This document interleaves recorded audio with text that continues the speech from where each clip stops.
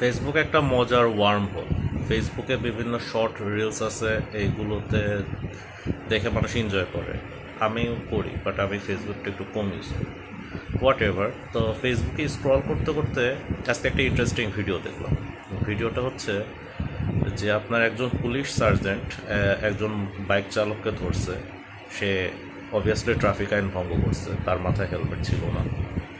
তা উনি হেলমেটের বিষয়টা না নিয়ে আমি ভিডিওতে দেখলাম যে ওনার বাইকের যে ওই ছেলেটার বাইকের যে লুকিং গ্লাসটা উনি আফটার মার্কেট লাগাইছে। তা পুলিশের যে এসআই ছিল বা ট্রাফিক পুলিশ যে ছিল, সে বলতেছে যে আপনি যেটা চেঞ্জ করছেন এটার এখতিয়ার আপনাকে দিছে। এখন এই জিনিসটা আমি একটু কনফিউজ হয়ে গেল, কারণ দেখেন, বাংলাদেশে যারা আইন প্রণয়ন করে আর যারা আইন রক্ষণ করে, কারণ আইন প্রণয়ন করে হচ্ছে আপনার কোর্ট, আর আইন রক্ষা করে হচ্ছে আপনার সুপ্রিম কোর্ট। বাংলাদেশে আইন দেয়, গভর্নমেন্ট বাংলাদেশে নতুন আইন করে, এবং সেই আইনটাকে রক্ষা করার দায়িত্ব হচ্ছে আমাদের প্রশাসনের। এখন যে আইন রক্ষা করবে সে যদি আইনটা না জানে, তাহলে এটা খুব বিপদের একটা ব্যাপার। দেখেন, বাংলাদেশের ট্রাফিক ল এটা খুবই ভেগ, কারণ যে ট্রাফিক আইনটা আছে, বিশেষ করে বাইকের ক্ষেত্রে, সকল ভেহিকেলের ক্ষেত্রে আপনার গাড়ির যে মডেল, আপনার গাড়ির যে লুক, সেটাকে যদি আপনি কমপ্লিটলি চেঞ্জ করেন, তাহলে এটা আইনের বাইরে, আপনার জরিমানা হবে, জেলও হবে, কোনো মাফ নাই, এখানে কোনো অপশন নাই, সুযোগ নাই।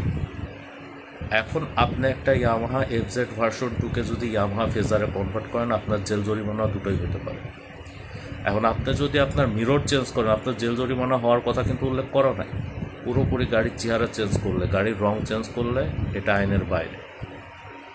একজন ট্রাফিক পুলিশ যদি এই সিম্পল জিনিসটুকু না জেনে যদি সে জরিমানা করে পাবলিকরে, তাহলে আমরা যাব কোথায়? আমাদের দেশে কিছু জিনিস আছে, আইন আছে, আপনার ক্লিয়ার হওয়া উচিত। আমাদের দেশের আইনগুলো, বিশেষ করে ট্রাফিক আইন না, সকল পর্যায়ে আপনি যান, ম্যাক্সিমাম আইনগুলো, লগুলো খুবই ভেগ। কারণ দেশ স্বাধীন হওয়ার পরে 80 সালে 90 সালে যেসব আইন হয়েছে সেসব আইনগুলোই বহাল আছে। কোনো মডিফিকেশন, সরকারের প্রয়োজনের জন্য যতটুকু মডিফিকেশন করার দরকার প্রত্যেকটা সরকার মডিফিকেশন করছে। পাবলিকের সুবিধা অসুবিধার জন্য যে মডিফিকেশনের দরকার বাংলাদেশে কোনো গভর্নমেন্ট করে না। আপনি স্পেসিফিকলি একটা গভর্নমেন্টকে দোষ দিতে পারবেন না। আওয়ামী লীগের আগে বিএনপি ছিল, বিএনপির আগে আরেকটা সরকার ছিল, তার আগে আরেকটা সরকার ছিল, তারাও করে না। ঠিক আছে? সো কেমনে আমরা চেঞ্জ হব? এখন তো চেঞ্জ হওয়ার টাইম।